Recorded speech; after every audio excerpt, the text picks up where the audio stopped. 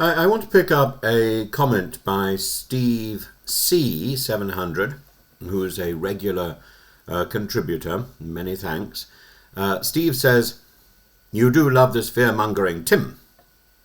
Ukraine is only targeting refineries, so civilians don't work at refineries. How many of your sons and daughters will be supplying, will you be supplying? Bravery by proxy." And this is all about whether or not Putin has been attacking civilian sites. Well, thank you, Steve. Your provocation helps frame two essentials. First, what asymmetry means in practice, and second, what the law and the record show about Russia's conduct and Mr. Putin's words, or Mr. Lavrov's words. Ukraine fields a smaller military, and compensates with precision drones and longer range strikes on logistics, refineries and air bases. Russia, by contrast, routinely uses heavy explosive weapons across cities, combined with guided and unguided missiles, glide bombs, attack drones, and the UN's Human Rights Monitoring Mission reports in 2025 civilian casualties are running higher than in 2024, with June and July 2025 posting 3-year monthly highs. This is not an impressionistic claim, it's statistically documented.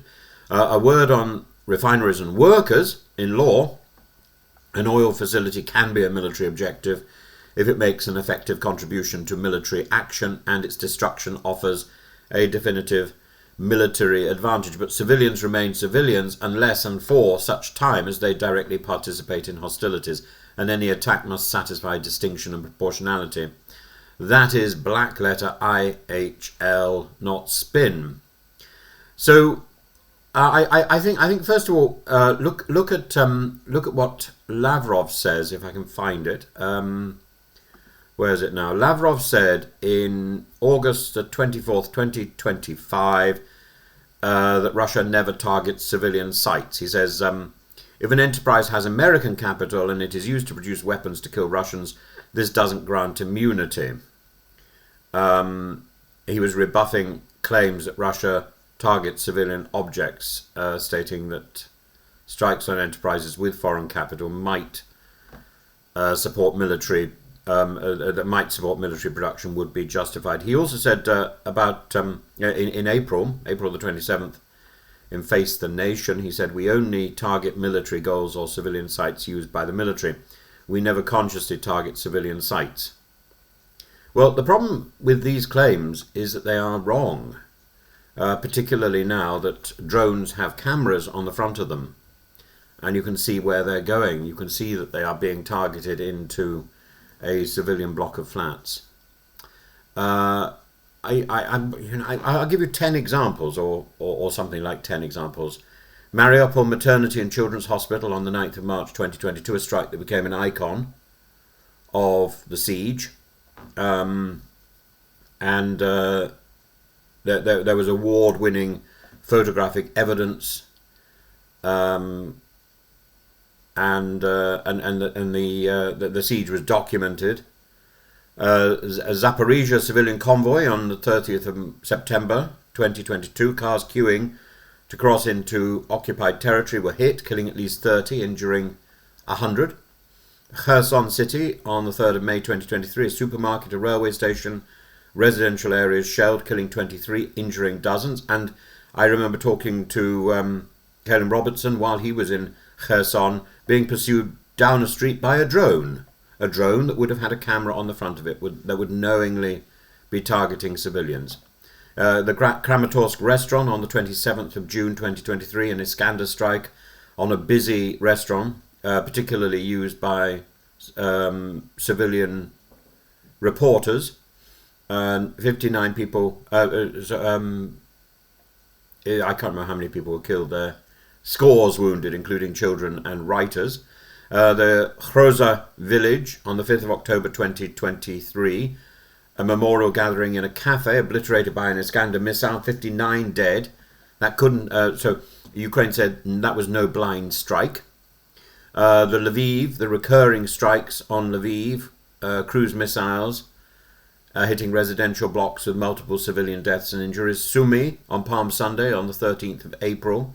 Twin ballistic missile strikes in the city centre, killing at least 35, injuring 117, one of the deadliest of the year. The capital strikes in Kyiv, on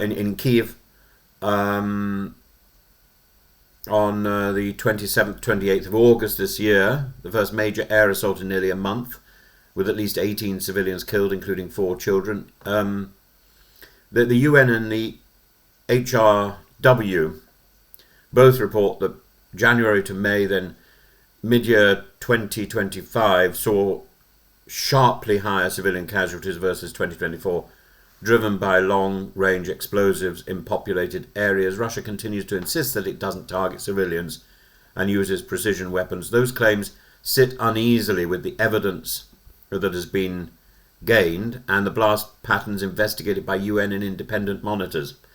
As for Mr. Putin's duplicity, because I've been asked about, somebody talked about, I talk about Putin duplicates, and now I talk about his duplicity. Well, his duplicity is very clear. And I'll give you 8 instances of it. In March 2014, Crimea's Little Green Men, he talked about local self-defense units. You can buy any uniform. Then he later admitted he directed the operation. A lie, in other words. He said he had no plan to annex Crimea on the 4th of March. A denial followed by the accession treaty on the 18th of March. A lie. There was no occupation of Ukraine on the 24th of February 2022. He says, our plans do not include the occupation of Ukrainian territories, followed by subsequent occupation and annexation. But that occupation, that annexation was already taking place. Conscripts. On the 8th of March 2022, conscript soldiers are not participating and will not participate in the special military operation. On the 9th of March, the Defence Ministry admits conscripts were in operation and some were captured. He says, we do not target civilians. Stockline from Moscow while civilian toll mounts in Ukraine and energy grids are struck repeatedly. Wagner, he was keeping this distance from Wagner. On the 27th of June 2023, the entire Wagner group was fully financed by the state. He finally admitted 86 billion rubles in a year, and yet he'd kept them at arm's length. He said, no, they've got nothing to do with us. The Black Sea grain deal signed on the 22nd of July 2022, and Odessa port was hit by missiles within 24 hours despite initial Russian denials. The 2025 reassurance line this week, while long-range strikes continue, he called talk of attacking Europe hysteria and absolute nonsense, and even claimed Russia never opposed Ukraine joining the EU. This is about a catalogue of duplicity. On Navalny and Skripal, the pattern is similar. He called Navalny poisoning a story. He called it a falsification, a false story, and he quipped that if Russian services wanted him dead, they would have finished the job. He publicly described the Skripal suspects as civilians, and denied repeatedly that he had anything to do with it. And he staged this ridiculous thing where he had the 2 soldiers who were fingered by the British authorities. They were then later given awards. Back to Steve's 3 challenges. Fear-mongering about a NATO war. Well, the point is not that Russia will definitely attack a NATO state tomorrow. The point is that pattern and capability matter. Mr. Putin now labels potential Western troop deployments in Ukraine as legitimate targets. That is escalation rhetoric, not reassurance. Civilians work at refineries, you say? Well, yes, that's correct. Which is why the law forces a hard proportionality test and why responsible planners distinguish aim, method and timing. Workers are civilians unless directly participating. Targeting dual-use sites, therefore, is not per se unlawful, but causing excessive incidental loss is, and that is why Ukraine's precision claims are judged by outcomes, not slogans, why they take place at night, and why Russia's repeated mass casualty strikes in cities fail the same test. You talk about bravery by proxy. Well, democracies must justify burden sharing honestly, but moral unease about risk doesn't invalidate evidence of unlawful attacks. The UN's 2025 numbers plus the specific strikes listed are not opinions, they are recorded facts. So the bottom line here, asymmetry is not only about drone versus missile, it's about method and credibility, repeated civilian harm paired with a decade of public denials later contradicted by deeds. That yields a clear assessment, I would have thought, Steve.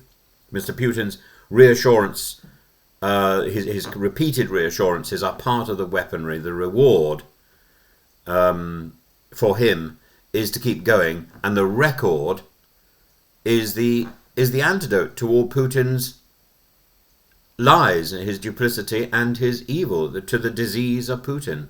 The antidote is the record.